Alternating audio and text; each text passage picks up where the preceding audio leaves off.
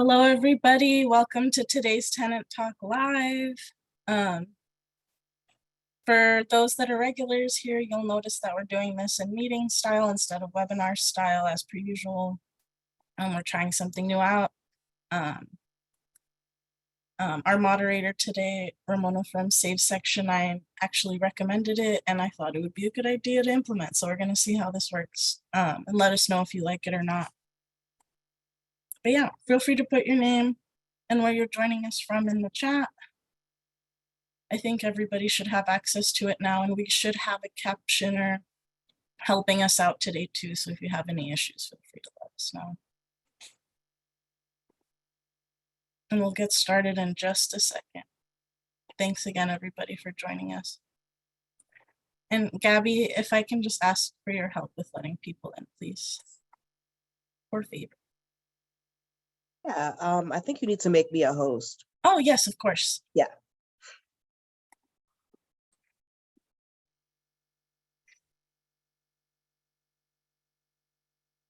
There you go. I think you should be able to do it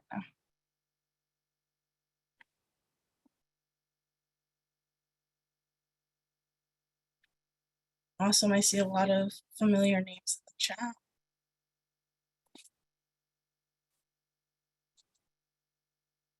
I won't be reading out loud today because you can probably hear I'm like recovering from a cold, so my voice is a little bit gone and my nose is a little bit stuffy, but we're hanging in there.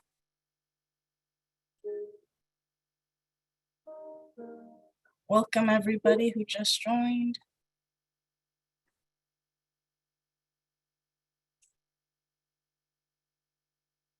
Welcome everybody.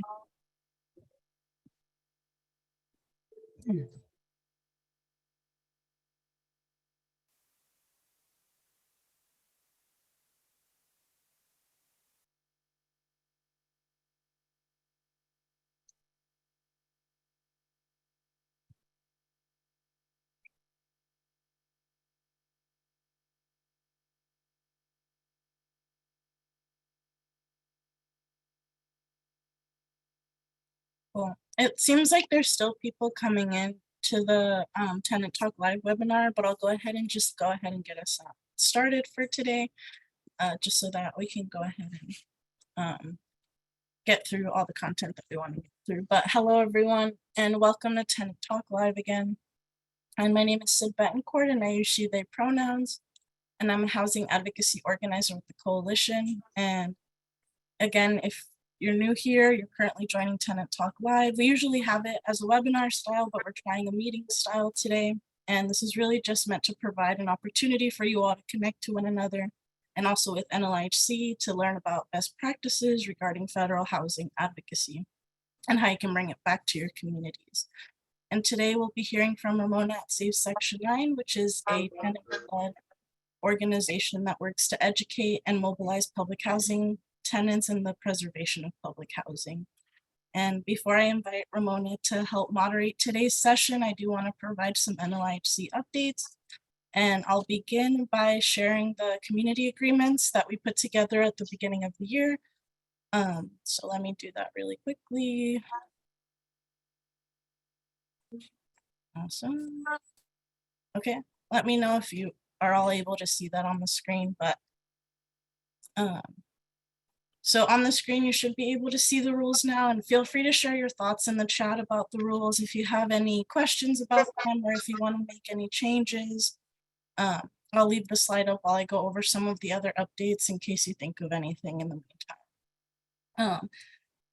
But first, this is just a reminder that if you're signed up for NLIHC emails, you should be receiving an email every Friday called The Connection. And in that email, there'll be a recap of all the materials from this call and other NLIHC calls throughout the week. And we should be dropping a link in the chat shortly where you can sign up for NLIHC emails. And then we'll be inviting folks and artists, advocates who are artistically inclined to submit their artwork for a chance to be featured on the cover of this summer's edition of Tenant Talk. Entries should address the theme of the summer's edition, which is the role of LGBTQ+ issues in housing and homelessness. The deadline for submissions for this contest will be Friday, May 26th, and participants must be 18 or older.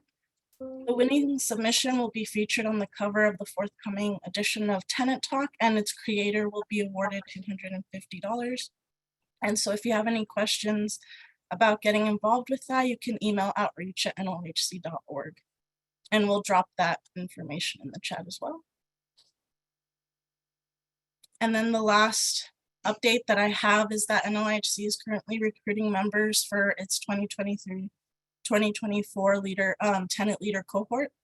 And for folks that may have been around for a while, you've probably heard us reference that cohort a few times.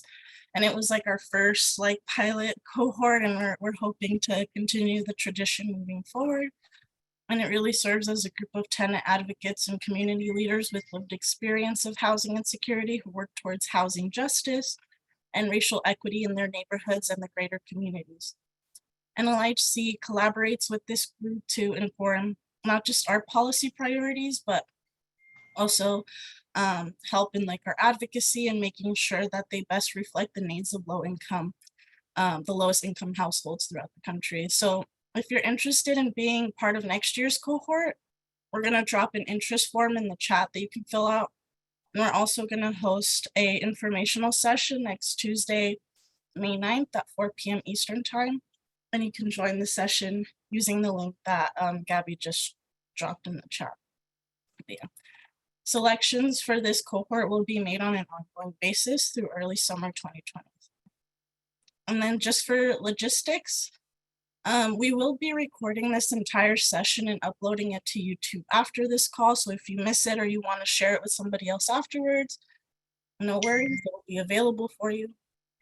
And then we just want to make sure that you use the chat for any questions you might have throughout the webinar, and we'll have multiple people moderating it.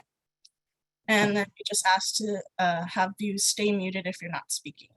But for now, I'll go ahead and stop sharing my screen, and I'll hand it over to our lovely moderator for today, Ramona. Take it away. Hi, everyone. So my name is Guatuke Ini Inaru, and my colonial name is Ramona Ferreyra. I am a public housing tenant in Bronx, in the South Bronx, specifically in New York City. And I founded Safe Section 9 about 3 years ago.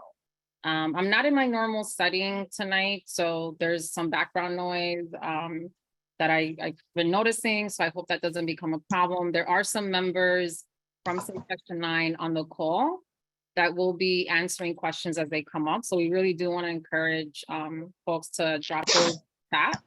I'm going to start our conversation on public housing with a video that we created.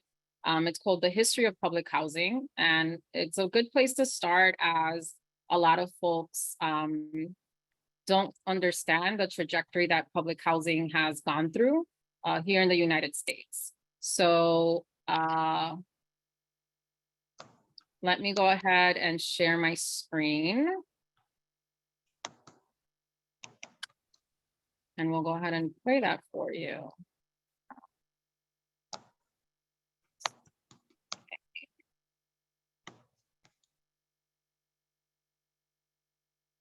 All right, so I'm gonna go ahead and put this in full screen before we hit play, so it's more readily available to folks. And as I am doing the actual conversation or having the discussion on this, I'll make sure to narrate as much as possible of the conversation to try and accommodate for folks with different abilities. So here we go. A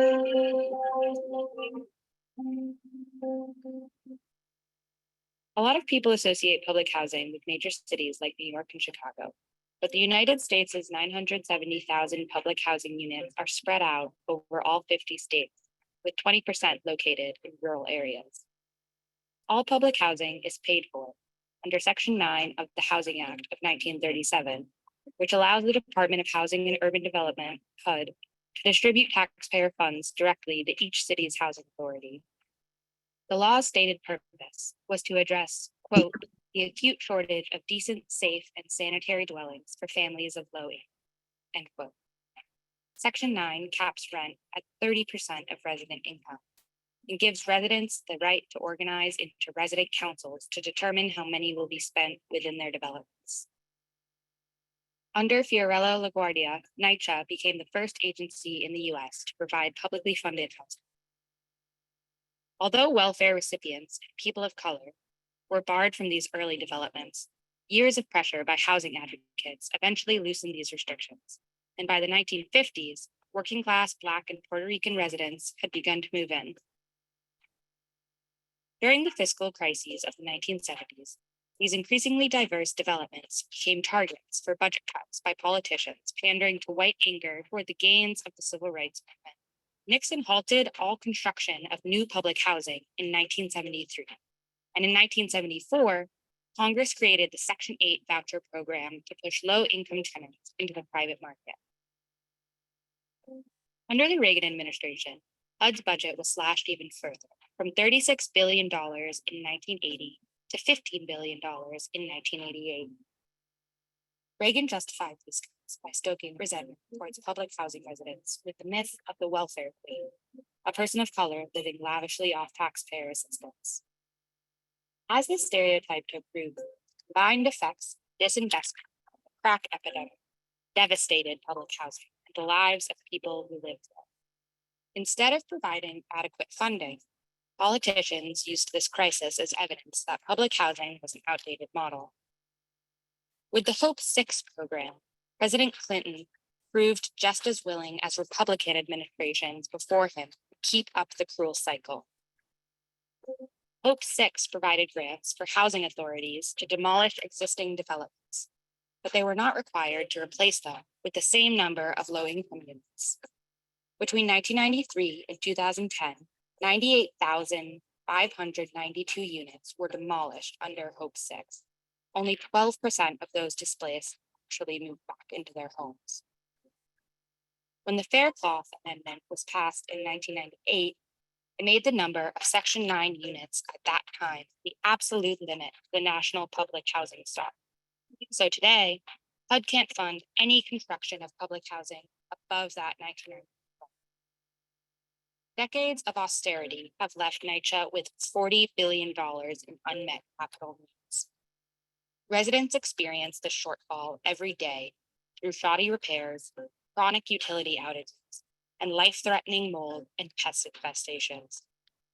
Following a familiar playbook, elected officials and NYCHA CEO Greg Russ now want to use their own neglect of public housing as an excuse to eliminate Section 9 through privatization schemes like RAD and the Blueprint for Change. Okay. Let me go ahead and stop sharing this, and then we'll start the conversation. So one of the things I'd love to highlight for folks is public housing, when it was actually created, was one of the most desirable places for people to live. Welcome back. Public And, housing advocates are calling on NYCHA to put a stop to their Blueprint for Change I in an thought effort to I- save Section 9 housing. Okay, sorry about that. I thought I hit stop. So like I was saying, public housing, when it was created, it was something that was desirable and a lot of people applied to. And to this day, folks continue to apply for public housing at higher numbers than any other program. The largest concentration of public housing exists today in New York City, but our waiting list is about 7,000 households. And it's estimated that it's going to take about 6 years at the current rate to accommodate those households. So let's talk a little bit about first the intent of public housing and then what went wrong with public housing, and finally what Safe Section 9 is doing to actually reverse that trend, right? So the intent of public housing was to create an environment where families, regardless of their income level, could find dignified and safe housing, right? So the first developments that came up were a direct response to the slums in New York City.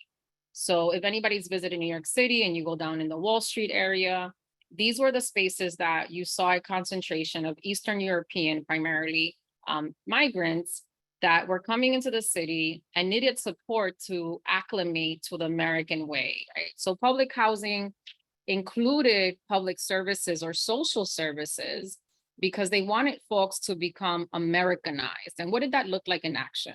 So some of the social service counselors that were hired back then would actually visit families and help families understand the importance of hygiene. If you've ever seen there's some famous pictures of women living in tenements and putting their babies in wire cages, almost like an insert for what we use today for our air conditioners. The idea for this was that children weren't getting enough fresh air, right? So the doctors knew kids needed fresh air. When you lived in a tenement building, you had multiple families on every floor. Everyone shared one or two shower spaces or bathtub spaces. Your kitchen and, sometimes if you were lucky enough to have a shower, we're all in the same space. And the environment just wasn't hygienic, right? So the federal government, this was something like the video shows, that the federal government decided that we needed to take a stance against this type of living condition. So its response was to create a program that would cap everyone's rents at 30% of their income. And at the time, it didn't really, shake up too many people. Folks understood that those that were going to benefit from this program were going to be primarily poor or working class families. They also understood that veterans returning from World War I, World War II, were going to need to find places to settle down. Now, one of the things that folks love to say is that public housing is supposed to be a temporary stop, right? There's this obsession with upward mobility. And there's this idea that once you live in public housing, because of the resources and the services that you're getting, you're actually supposed to leave. And I want to just remind everyone of this myth and let you know that that's completely incorrect. Public housing is one of the few instances where people that do not own a home, financially can't afford to own a home, or simply don't want to own a home, can find a community that has longevity in their apartments, right? So myself, my grandmother was in our unit for about 33 years. I moved in about 4 years ago.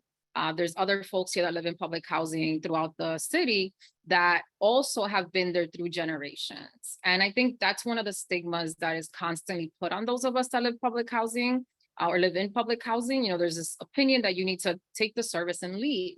But when we talk about the population that lives in public housing, you're going to understand why folks don't leave, right? So in New York City, we're going to give you like a little snapshot of, the statistics for who we are, right? So who lives in public housing? 40% are folks above the age of 62. 30% are 25 to 30% are disabled or unemployable, like myself. I suffer from a chronic illness that makes traditional employment impossible.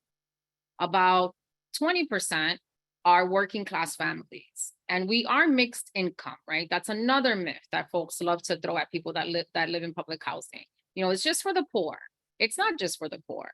I live in a development that's 10 buildings, and in my 10 buildings, 10% of my neighbors make over $100,000. They're choosing to stay in public housing because this is their community. For many of them, this is where they raise their children. One of our neighbors, she's the latest to pass away from the group that got me started on working for public housing. She had been raised in public housing by her grandmother. So she moved into my development when she was 4. She got her own unit. She married, had her children, raised her children. Her children said, we're leaving, we're going to go to college. They left the city. She worked front desk at a hotel. I think it was the Marriott chain. And she said, this is where I want to be. And right in 2019, she was retiring, right? And she said, I don't want to retire in a community where I don't have a system or a network of support. So she chose to stay there after reaching the level of earning $100,000 a year, right? So that's another myth that I would hope you guys walk away, knowing that it needs to be debunked. We are truly affordable. The only housing stock in America that's actually truly affordable, because we're the only ones that consistently cap your rent at 30% of your income. And in addition to that, we are mixed income. So often when folks talk about, oh, we need mixed income housing, they like to disqualify public housing. And we need to really stop doing that, right? So as folks started moving into public housing, there was some upward mobility. And specifically in New York City, some of the things that we ended up being hurt by was some of the racist urban planning that took place under Robert Moses. So when he started dividing the Bronx with a lot of highways and a lot of, I would say, infrastructure that pushed people that owned homes out, you saw white flight. And what remained was then a borough that, as everybody knows, in the 70s started burning down. But public housing continued to be attractive, not only to folks that were coming in from the Caribbean as new migrants, but to their children, who realized that New York City really doesn't have much affordable housing. And I think the crunch that we've always felt in New York is now spreading across the country, right? Every single city is saying, well, we can't take this anymore. And anytime that they publish an article, like I remember seeing an article about Nashville, and Nashville was like the best city to move to. And now Nashville's like, listen, we don't need any more people. So we really do have a serious issue nationally with the lack of affordable housing, but some of the affordable housing doesn't include the benefits that you get in public housing, right? So what are those benefits? So in addition to being capped at 30% of your income, when it comes to your rent, you are entitled to programs under this law called 964 in Section 3 that actually support you in getting preference for education, training, and development. What does that look like in action? So oftentimes there'll be a project of some sort that's coming up, and that project will have to hire people that live in Section 9 housing, because they have to fulfill this requirement that's put on them as part of the development of the building, right? When those jobs are being offered to our community, the training is usually negotiated to be free. The jobs are at livable wage, and union employment is the most offered, right?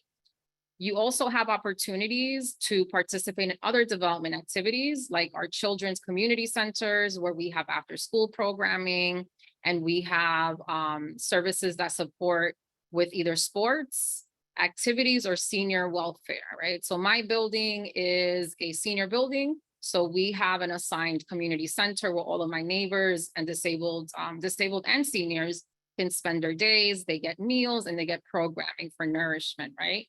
So I kind of want to take a pause there and see if there's any question specific that up to Section 9. I know there's also stuff to the coalition in the chat, but let me see if I've missed anything. I see Robert is helping answer. Okay. So I do see a comment regarding the voucher process and relocation. That's actually incorrect. So if you are a public housing tenant and you want to transfer within your city, or you want to move from one development to the other, you can do that. There are also programs that will honor your moving from one city to another through public housing in the same way that Section 8 gets that. So what's going on with public housing now, right? Why are we trying to save it? So the organization is called Save Section 9 because ever since Obama introduced project-based Section 8, we've seen what is rampant privatization of public housing. So in the climate that he was president, he decided to create this program that allows private developers and management companies to come into public housing, sign a lease for about 100 years. The leases usually are ceremonial, so maybe $1. And then they get to manage and develop this public housing stock, right? So why are we fighting against that? You know, folks will talk about, oh, you know, public housing is falling apart. Don't you want to invest in it? Don't you want to have it fixed? And our response as tenants that are passionate about public housing is that, of course, you know, we want all of our homes to be in good shape. We want to get the repairs and we want to have a great space to live in and our resources, but we're not willing to give up our rights as public housing tenants in order to get those repairs.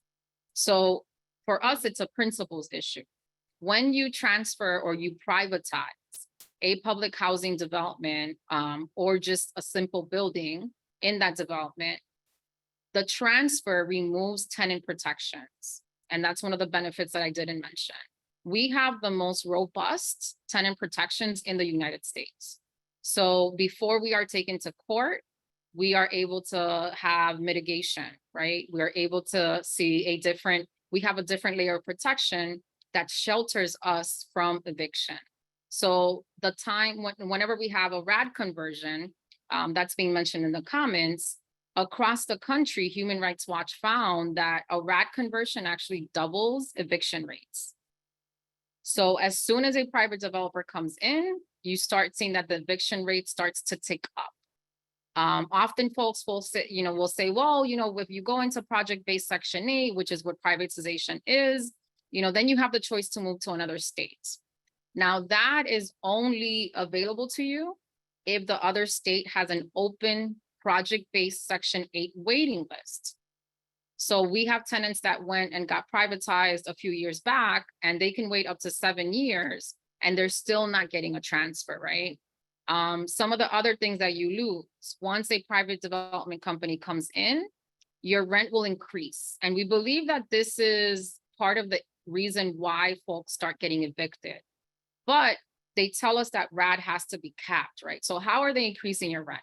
The way that a developer does it here in New York, I'm going to use Wave Press as an example because they're one of the slumlords that is on the preferred contract list with the city of New York. So Wave Press will come into a development and they'll say, yes, your rent is 30% of your income, but we're going to start charging you for certain things. So they'll put in an amenities fee. In Minneapolis, where this is already happening a lot, we saw that they were charging tenants for things like their yard being maintained. One tenant, her rent went up because they had to change the piping in her kitchen, right? The pipes had fallen apart because for like 10 years, there were no repairs. So then they said, okay, well, now we repaired your pipes. Now you're gonna have to contribute monthly towards the repayment of that because the management company doesn't want to pay for that.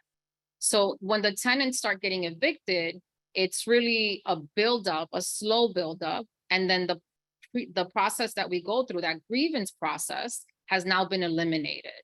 So in addition to seeing a higher rent, now you have to deal directly with a development company. And what happens after the tenant gets evicted is even scarier because after a certain amount of time, the private corporation or Wavecrest can say, well, I think it's important for us to actually try to fill this unit with someone that's looking for affordable housing. But they can claim that they tried to and couldn't find someone that was fitting the requirements, right? They want a different kind of person to live in this development. So they can actually, execute prejudice towards folks with vouchers, which is something that folks that advocate for vouchers are always talking about, right? So vouchers, folks go out, they try to find homes with the vouchers, and tenants have a difficult time. So now not only are you losing a public piece of housing, now tenants are out in the street not being able to use the voucher that would cover them. And I think really important is the fact that this voucher that's actually given to folks, it's not given to the family. So let me repeat that. When the privatization happens in public housing, the voucher, the project-based Section 8 voucher, is never issued to your household. It's issued to your unit. So if Mary Jones and her family live in an apartment that is public housing and it is then privatized, HUD will issue a project-based Section 8 voucher to unit 2B, right? It'll never go to the Jones family. So this means that when this family gets evicted, they're going directly into the homeless system because they have no voucher to shop around with, right? So I want to kind of highlight those dangers. And then finally, let's talk a little bit about what we're doing to fight this. And I see, you guys let me know if I've been missing any questions. So I think the chat is on fire. We did have one question. Okay. I think somebody answered it in the chat already, but the first one I saw was, how do you find out if your building is Section 9 or LIHTC or what? Or I think it was, That is, yeah, that's a really difficult thing to navigate because of all of the different acronyms that are being applied to our housing stock. I would say the best way to do that is to actually put in your city and then housing authority. And once you identify your housing authority, you want to actually look at the properties that they list under their control. Because once they remove it and they start privatizing it, it can no longer be under the housing authority. The LIHTC program, I'm not really familiar with. I don't know if they have a website, but I know that there are nonprofits in every city that would know who is accepting Section 8 vouchers, and would also have the list of the apartments that have been privatized and are now accepting project-based Section 8 vouchers because they become available to the public once they take over. Is that helpful? I hope that's helpful. I think so. Okay. I can't remember who asked that question. I think it was Carrie. I can't remember, but whoever asked it, if you want to clarify really quickly too, to see if that helped, let us know. Okay. There was V Sanchez who also asked where and I think Robert dropped something in the chat too, but V asked, where can I find that info about RAD conversions and eviction rates? Okay, so a great place to look. I'll drop the link in the chat so folks can look at it, and hopefully the coalition can send it out after, but it is the report that Human Rights Watch did. So Human Rights Watch worked with Safe Section 9 and tenants across New York to actually examine whether or not it benefited the tenant to privatize, right? Because they saw that there was rampant privatization happening across the country, and they used some metrics to measure things. So the statistics that I actually use and share, sorry, come from that report. Let me drop it in for you guys. And in the meantime, is there any other question you want me to hit, Sydney, or no? No, I think there's just like a lot of comments happening too around, Yeah. like, you know, things being converted from public housing to LIHTC and like how that impacts folks in the conversion process in general. So I welcome anybody to unmute themselves too and ask a question about. Hi, Sydney, can you hear me? Yes, I can hear you. Thank you for giving me the opportunity to unmute myself. This is Shalonda Hi, Shalonda. Rivers. Hi, I kind of just wanted to chime in on that question. How would you know what type of property that you're living in? That should also be in your lease. That should always be in your lease. It should always be, if you have a set of tenant rights and responsibilities, that should clearly state what type of property you live in. But as the presenter is stating, a lot of times, unfortunate, HUD, the federal government, they use a lot of acronyms or, like that tenants sometimes are not familiar with. And that was one of the conversations I do recall back here with Nat that I believe I spoke to HUD about using so many acronyms, but it should always be in your lease or in your tenant's rights and responsibility of your lease, but it should be somewhere documented in your lease. So, if a tenant don't understand it, they should always be able to reach out to HUD and also answer that question. So never be fearful or don't forget to reach out to HUD to ask that question as well. So I just wanted to say that. Thank you. That's really helpful. Thank you so much for actually highlighting that. And then we'll go to Kim. One thing I'll say about the leases is oftentimes folks think that there is some sort of democratic process for when privatizations take place, and that is not the case. Tenants will usually be invited to a tenant meeting because they have to satisfy the requirement. But one of the other benefits that we have that I didn't mention is we get to have a tenant association. What HUD has been doing, and many housing authorities do, is that they will get the agreement of the actual tenant association. And if your tenant association says yes to privatizing, they're speaking for everyone in your development. So tenants will first get a sense of privatization when they're told that all these things are going to happen and their new lease arrives. If you live in public housing and you take a look at your lease, just like the caller said, you will note that there are actual pieces of congressional statutory information included in your lease. So the rights that are guaranteed to someone that lives in public housing are highlighted in the lease that we sign every year. Once you leave, you no longer have these rights. So when tenants go to a presentation and they're being told, oh, we're gonna give you a new, sink and a new tub. It's gonna be great. Life is gonna change for you. You're gonna get a pony. When they get the lease, none of those things are included there. And that's the first flag that you don't have a guarantee of your rights anymore, because the developers and the management companies would tell us, no, we're going to, switch over all of the rights that you had under public housing. Don't worry about it. But if it's not in writing, you can't hold them to that when you take them to court. So I see we have 4 hands up. I'm going to start with Kimberly and then I'll go to the other hands. Good evening, all. Hello, Ramona. Hi. This is Kim from Redfern Houses. I wanted to, I didn't write it down. However, when you were speaking about the tenant that her property or her apartment needed the new pipes and they decided to charge her for it, is that fair? Because she didn't build the place, she's just renting the place. So the property that has diminished is not on her. Yeah. So they can do that and then evict you if you don't agree to pay?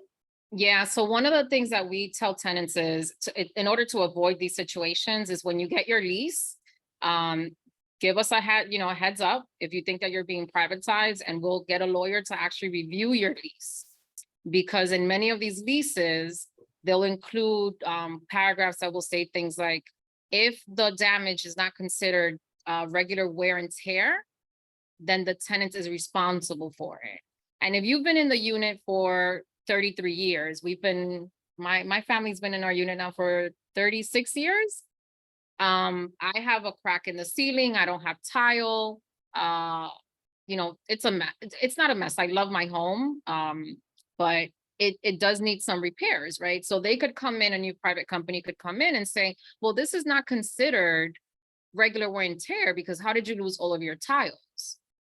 They don't understand that over the last 15 years, my apartment had a leak because they never fixed the roof, and the condensation and the mold lifted all of my tiles.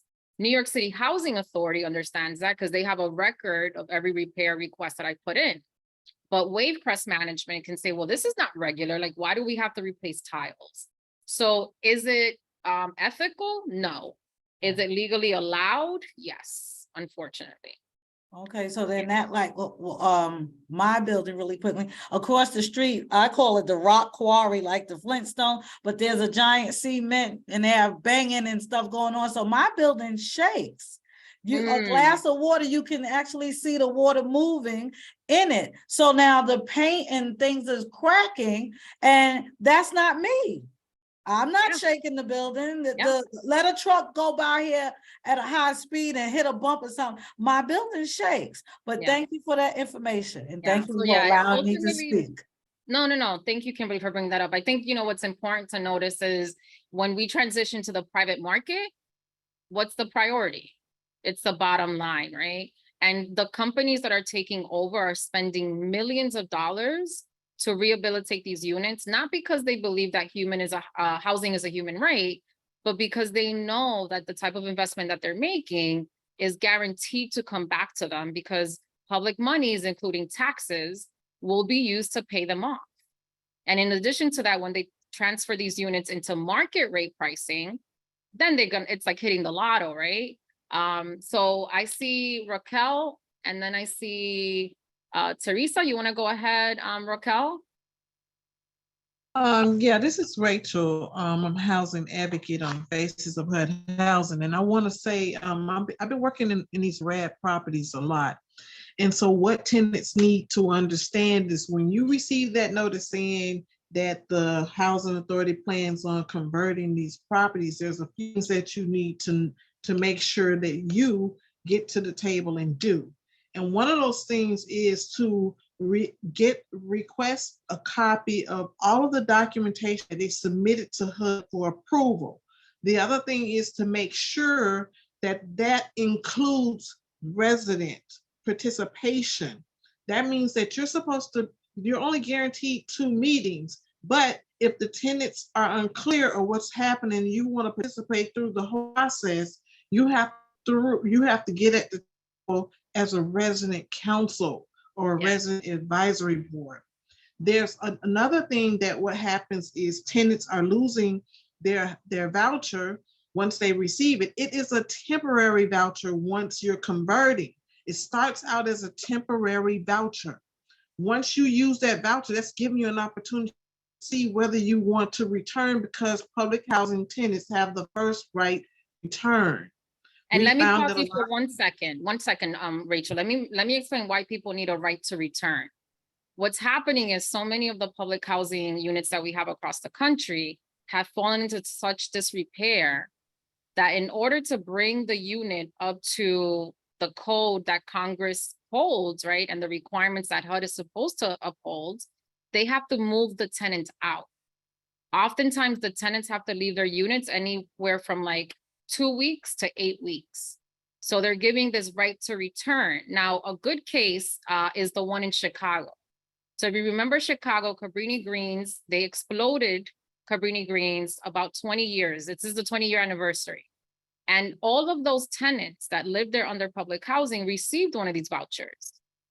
Only 20% of them ever got back.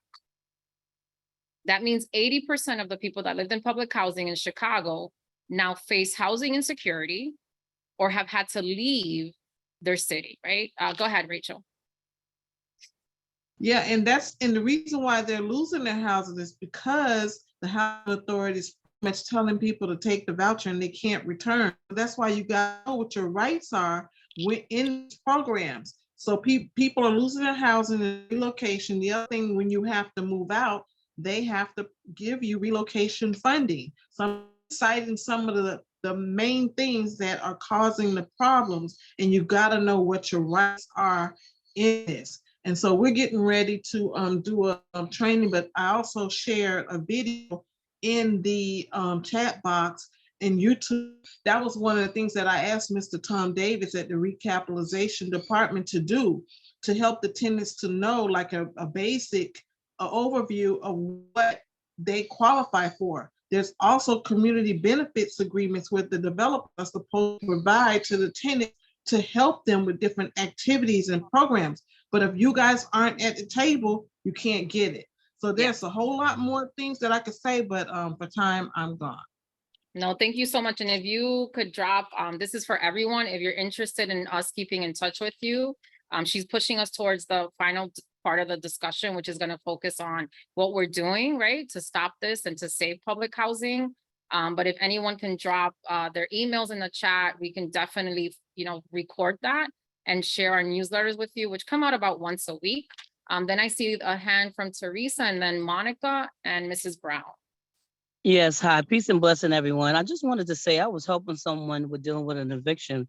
And actually, HUD actually has a program to help you with so much, but they don't tell people that. I actually call HUD office in the New York state, and they sent me to another state. So there's a lot of help that HUD will do for you. You just go to your main office and put your zip code on, and then tell them, if you need help. And so they have a lot of programs there that we're not even utilizing. The first time I even knew that HUD even help you. So the other thing that I want to say is that the reason why we're saying to stay with Safe Section 9 is because once you go privatize, you lose a lot of stuff. And like Ms. Ramona said, is that's what happens to a lot of people out here in Far Rockaway where I live, is that they went private, and then they didn't know what they were getting into, and so now they're going through a lot of different changes, and so we're trying to prevent that. So people just say just go privatize it. And another thing too is that they use the wrong addresses. Like I live in housing in 1169, but there are $1 million houses in 1169. So when they say they're going by the income, they're not going by my income medium. They're going by the income medium of the 1169 where the $1 million houses are. Yeah. So that's something too that you got to make sure that like what medium is called, like the your zip code medium that they're using. So that's why they're getting away with so many things, because they're going by a higher income than what most people are making who live in housing. And I'm Yeah. complete. Thank you, Teresa. So one thing to also clarify is when HUD was created, the mission of HUD was to ensure that Americans were being housed with dignity, right? That is no longer the mission of HUD. And one of the things that we like to point out to tenants is when folks look at the HUD activities and the budget, you'll notice that HUD at the national level and at the regional offices, along with the housing authorities, are shifting their employees to focus on real estate, right? So if you're shifting your resources towards real estate and away from architecture, design and build, and maintenance, that means that you now see yourself as a real estate agent. So one of the issues that we have with HUD, and I think if anybody was at the conference, it was really visible how few of us are happy with the work that we've seen come from the secretary, is that HUD no longer has the same values that it did when it was created and when it was upholding public housing. Now, let me go to Monica, and then we'll go to Mrs. Brown.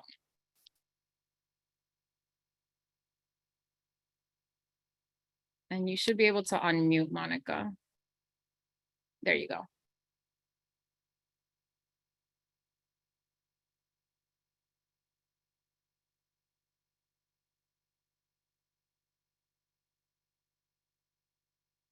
Let me see. Monica, do you want to drop your, I think it's giving you, it's like going back and forth. Not sure if you want to drop the question in the chat.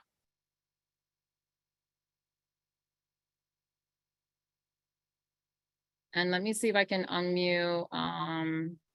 Oh, Mrs. Brown, go ahead. We'll go with Mrs. Brown and then we'll come back to Monica. Thank you. Good evening, everyone. I want to piggyback on some of the things that Shalonda Rivers and Rachel Johnson had expressed. But more importantly, in 2008, President Obama had to choose between the ACA, Obamacare, or public housing, because Congress was not going to give him both. So that's the reason why they came up with project-based Section 8 housing, I'm sorry, RAD. And back then, under Secretary Donovan and the National Housing Law Project out of California with Kathy Bishop, they selected 75 people throughout the country. And I was one of the 75. And my responsibility was to write tenant protections. So the tenant protections that you see in RAD, most of those things I requested are still there. But I want you to understand something that's very critical. All your housing authorities have their own lawyers. So when the housing authority plans to convert a unit to RAD or PAC or whatever acronym they want to give it, you make sure they notify the tenant association. They're supposed to have a minimum of 2 public hearings. And when these hearings come about, and if the RFP has been let, you have to be sure that you're part of the team who's selecting the developer that's going to do the conversion. And you tell your housing authority, you have your lawyers, you want them to make sure you have a lawyer, that your tenant association has a lawyer or your representatives have a lawyer. And so that anything that's created, a memorandum of understanding, MOU, you'll hear that a lot, that all of your rights are protected, all of the things that you want, that you require, are protected under that. So if a property management company comes up with, you, now all of a sudden we're going to charge you, well, with landscaping and so forth, they can't do it because you're protected under the MOU. But one thing I'll add, Mrs. Brown, is I think it's important to know that this is what happens in an ideal setting, right? So if Well, you have folks that are really involved, engaged. well, what I'm saying, please allow me. What I'm saying is that you get your attorney initially at the table. I'm giving everybody this information, write it down. When they talk conversion, you need to be present. Your TA needs to be present. And they need to provide you with an attorney so that you're protected. So that when you go into these talks, it's not an ideal situation. This is the reality. This is business. You can tell them, okay, you have your team of lawyers. You need to hire a team. Give us a lawyer so that we can protect ourselves, because you don't have the skill set. You don't have the legal set to know what's going on. That's the first thing. You got to protect yourself, and you make your housing authority pay for that lawyer. They have discretionary funds, and they want to go forward with the conversion. They'll work with you. They will work with you. They're required to. And if they don't, you reach out to your local elected officials. But these are the things you need to put in place. You need to put them in place. And it's a memorandum of understanding. And make sure you have a lawyer before you sit down with any housing authority, talk about conversion, and make sure you have these public hearings. And I will relinquish my time since it's close to 7. Okay, And, thank you. and Sydney, if you will put my email information in the box.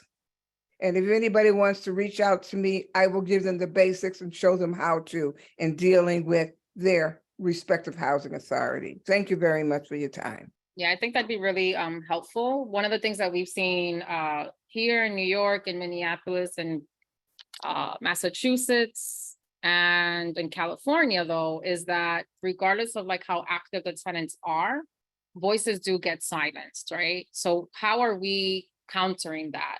So I know we are ending at 7 o'clock. I warned Sydney that the conversation about public housing is always one that people don't want to leave. So I want to make sure I give folks what our action steps are before we end. So I'll do this and then I'll go back to some more questions and we can talk about specific case studies. So what we've decided to do is, because of the skill set that I have been able to amass, I worked for the Department of Defense and the Department of Justice before becoming disabled. And my focus was on developing policy. So I would develop policy and create programming and partnerships that address the needs of different countries throughout Asia that were going through disasters. So I think that makes me super qualified to deal with public housing. Over the last 3 years, we've been working on what's called our collective solutions for public housing. These were created by tenants that came together and we slowly started to look at what were the steps that we needed to take to reverse the harm of privatization and democratize that process, right? Because it's not democratic right now. So our 2 first solutions right now are focused on the privatizations that have been taking place. What we're trying to do is when we lobby, which we have a lobby training coming up in May, where I'm going to be explaining to folks how we do this. In case anyone's interested in joining that, make sure you drop your email. But when we actually sit down with Congress people, we no longer ask them, well, what can you do for me? We tell them exactly what we want. So solutions 1 and 2 on the screen, they actually are focused on putting a moratorium. So stopping any privatizations that are under project-based Section 8 or Section 18. Now, Section 18 is what happened in Chicago. So the 2 ways that Section 18 happens is there's demolition or dissolution. Chicago is demolition. You blow things up. Minneapolis is also demolition because they're actually bulldozing people's homes. So if you live in a single family home or a duplex home in Minneapolis right now, those are being bulldozed and replaced with buildings that have more units. The other way that happens is what's happening in New York under a proposal called the trust. The trust, instead of blowing up the buildings here, which some are going to be getting blown up because of the lack of democratic access that tenants over at Fulton Houses have had, they can actually dissolve you. And dissolve just means that there's a roster in HUD that says these are all of the public housing buildings, units, and it's all detailed. You just get dissolved by being deleted. And then you get put into the private hands of a development company and then a management company, right? So the bills that we're working on right now actually support us in having more visibility on the contracting, on the construction, and more importantly, on what is it that HUD is finding when they privatize. No one has done an impact study within the structure of HUD since 2008 that actually looks at the impact on the tenant. There are a couple of studies that look at the questions of, well, are you able to get enough people to become a management company? Are you able to raise the funding? Well, yeah, of course. There's like everybody and their mama now wants to be a developer and take over public housing. So of course, the question was always going to get a yes, and it's a success. But to us, the actual requirements of that study that need to happen, it's an actual impact study that would be national, and it would use the same measurements that Human Rights Watch use because they're an independent body. So we want to duplicate that. Then we're talking again about the democracy, right? Whether or not this is happening in public housing, it really isn't. So this process of like how developments get transferred over to privatization, whether or not tenants are really at the table when project-based Section 8 is being discussed, all of that, we're rewriting how that would work. We're also asking for a national state of emergency for public housing.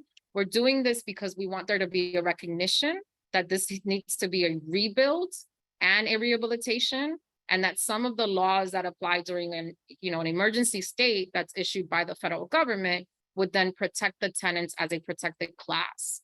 We want more federal and tenant oversight over the public housing authorities. I myself have tried to get on boards for NYCHA. I've tried to get on the board for the nonprofit that is called Robert, can you drop their link in the chat, please? It's a private entity, a nonprofit entity that raises money for public housing. So public housing has created tons of talented people, not just the rappers, right? So we have all of this talent that's come out of it.